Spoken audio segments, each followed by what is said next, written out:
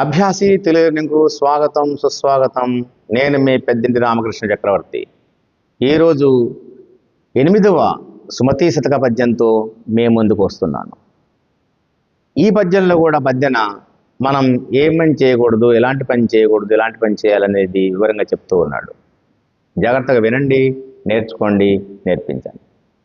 ఏరకు మీ కసుగాయలు దూరకు మీ బంధుజనుల దోషము సొమ్మి, పారకు మీరణమందున మీరకు మీ గురువులాజ్ఞ మేదిని సుమతి. చూడండి, ఏరకు మీ కసుగాయలు, పచ్చికాయలు రాలిపోతుంటాయి చెట్టు పెంచి. అలాంటి పచ్చికాయలు ఏరటం వల్ల ఏమీ ఉపయోగం ఉండదు.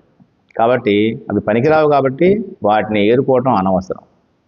దూరకు మీ బంధుజనుల దోషము సుమ్మి, మన బంధువులు స్నేహితులు ఎవరన్నా వాళ్ళలో వాళ్ళు ఘర్షణ పడుతున్నాం అనుకోండి, అందులోకి మనం ఎట్టి పరిస్థితుల్లో వెళ్ళకూడదు. అంటే వాళ్ళ యొక్క గొడవల్లోకి మనం వెళ్ళి జోక్యం చేసుకోకూడదు.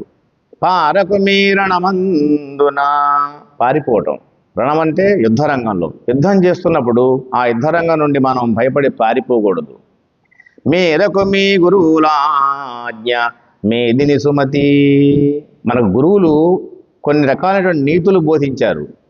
వాటిని మనం మేరకుండా, అంటే వాటిని అతిక్రమించి, మనం గురువుల ఆజ్ఞను అతిక్రమించి మనం ఏం చేయకూడదు. పచ్చికాయలు ఏరుకోవటం వల్ల ప్రయోజనం లేనట్టే. బంధుజనుల యొక్క వాళ్ళ విషయాల్లో జోక్యం చేసుకోవడం, తర్వాత యుద్ధరంగం నుంచి పారిపోవటం, గురువు యొక్క ఆజ్ఞను మేరటం, అతిక్రమించడం, ఇవన్నీ కూడా సరైనటువంటి పద్ధతులు కాదు అని మధ్యన మనకి వివరంగా చెప్తున్నాడు. అందరూ నేర్చుకోండి, నేర్పించండి. అందరూ కూడా ఈ ఛానల్ను సబ్స్క్రైబ్ చేయండి, షేర్ చేయండి, లైక్ చేయండి. ఏవైనా మీకు సందిగ్ధమైన పరిస్థితులు కానీ, ఇంకేమైనా సలహాలు సూచనలు కానీ ఉంటే మీరు కింద కామెంట్ చేయండి. ధన్యవాదాలు.